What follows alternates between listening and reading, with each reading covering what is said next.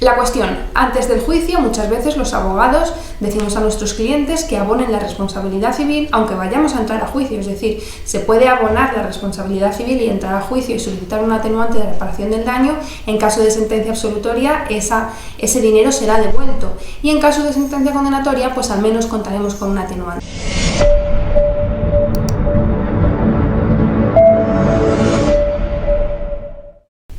Hola a todos, me llamo Mónica Gil, soy abogada, bienvenidos un día más al Derecho Claro. En el vídeo de hoy vamos a ver, de la mano de una reciente sentencia del Tribunal Supremo, si aportar fianza va a servir después como atenuante de reparación del daño o no. Para situar en qué parte del procedimiento penal nos encontramos, esa primera fase del procedimiento, la fase de instrucción, ya ha finalizado. El juzgado de instrucción ha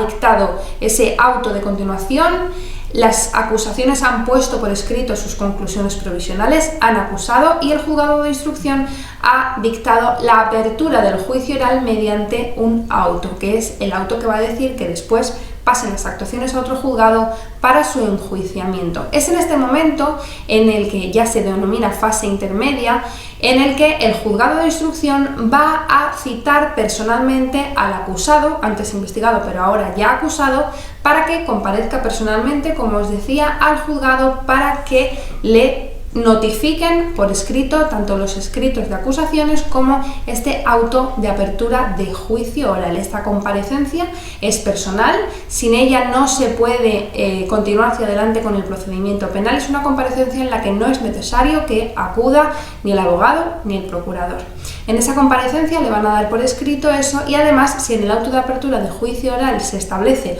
una determinada fianza para asegurar las responsabilidades civiles que se puedan derivar de ese procedimiento penal, es en ese momento, en esa comparecencia, en el que además de notificarle los documentos, a esa persona le van a requerir al pago de la misma y se anotará por escrito qué es lo que dice en cuanto a ese requerimiento, es decir, si se declara insolvente o si dice pues que mañana lo abonará o que no tiene dinero para pagarlo o que ya lo abonará aunque luego no lo abone, pero se pone por escrito. La cuestión de este vídeo y la cuestión de esta sentencia es si pagar esa fianza en el momento que han requerido al acusado para pagar esa fianza, después se va a poder tener en cuenta, si existe una sentencia condenatoria, como una atenuante de reparación del daño. Y entonces ahora nos vamos directamente a la parte del juicio. Antes del juicio, si vemos que en las acusaciones se pide una responsabilidad civil derivada del delito, como pudiera ser, por ejemplo, en un delito de lesiones. Aparte del delito de lesiones, también se solicita como condena la responsabilidad civil derivada del delito, es decir, el daño que se ha producido a esa persona en las lesiones se cuantifican en dinero. Ese dinero no es una multa, que mucha gente lo confunde, sino una responsabilidad civil. Y la diferencia de esto es muy sencilla, ya que la multa sí que es una pena y la multa va hacia el Estado, y la responsabilidad civil son los daños o perjuicios derivados de la responsabilidad penal, y ese dinero va a la persona perjudicada y no al Estado. La cuestión, antes del juicio muchas veces los abogados decimos a nuestros clientes que abonen la responsabilidad civil aunque vayamos a entrar a juicio, es decir, se puede abonar la responsabilidad civil y entrar a juicio y solicitar un atenuante de reparación del daño. En caso de sentencia absolutoria ese dinero será devuelto y en caso de sentencia condenatoria pues al menos contaremos con un atenuante. La cuestión es si ese dinero que se requirió como fianza, si se ha pagado en su momento, va a servir como el mismo contenido del atenuante de reparación del daño. La mayoría entenderíamos que sí, porque al fin y al cabo está destinado a lo mismo, es decir, la fianza está para asegurar las responsabilidades derivadas del procedimiento y en la reparación del daño se realiza para eso también. Sin embargo, sorprendentemente, esta sentencia del Tribunal Supremo, que os dejo por abajo en PDF por si os la queréis descargar, es la sentencia 350 en 2021, establece lo siguiente. En un caso,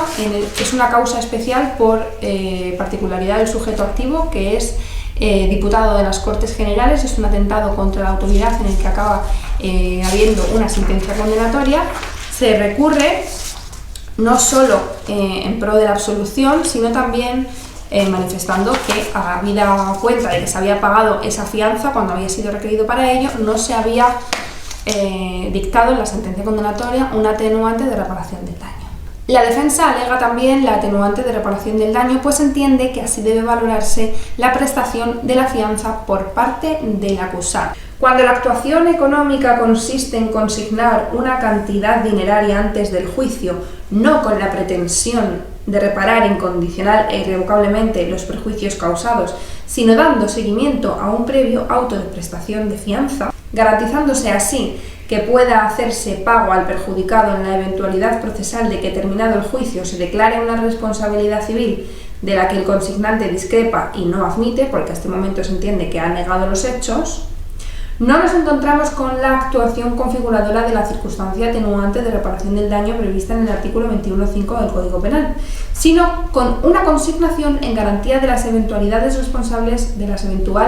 responsables civiles que puedan llegar a dictarse. En tal coyuntura, la actuación procesal se limita a dar cumplimiento de la previsión a los artículos 589 y 591 de la Ley de Enjuiciamiento Criminal, que establecen que cualquier fianza monetaria podrá constituirse en dinero en efectivo, eludiéndose el embargo subsidiario contemplado en el 597 de la Ley de Enjuiciamiento Criminal. Entiendo que el Tribunal Supremo quiere decir que la persona que paga la fianza la paga solo para que no sea embargado el mismo. Eso es lo que